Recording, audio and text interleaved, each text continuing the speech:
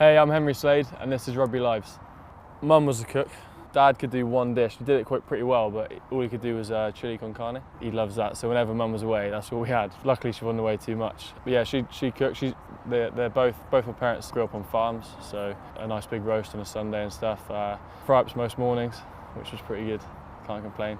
Dad was pretty fussy with his food, so that sort of didn't help me. So leaving home now has helped me to sort of broaden my horizons a bit. Food hell. Probably not a food, but it's ketchup. Just anything. If ketchup's near anything, even if it's on plates, people come over. Like Jack will come round once every week or so, and he'll always bring a new bottle of ketchup, and he'll leave it in there. He's like, "I'll leave this here for next time, Sadie." I'm like, "Yeah, sure, mate." As soon as he goes, I chuck it in the bin. It's gone. But even if anything's got it on, I can't touch it. I hate it. The smell of it, everything about it. Yeah.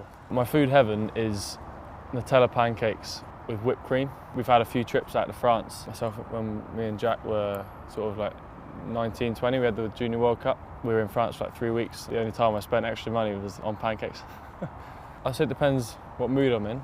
I don't know if I wouldn't be in a great mood, but if I was on death row, then either that Nutella pancakes with the whipped cream or like a big Sunday roast. I do like one of them, probably roast beef.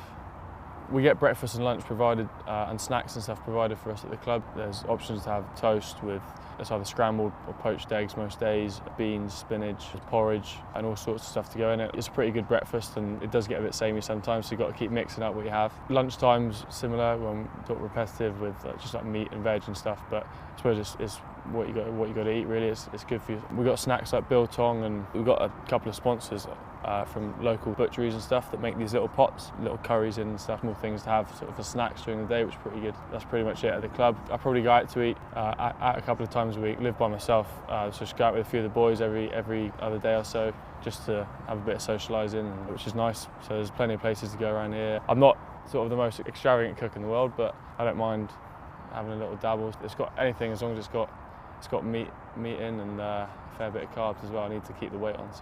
So after a game or a big game, if we had a big win and we go out for a few drinks after that, then I say it's probably when I have my cheat meal. Probably be McDonald's. I mean, everyone loves it. I'd probably have a Big Mac and some nuggets, a nice big bottle of Fanta. Obviously it's not the best for me being diabetic, but yeah, you've got to have it every now and again.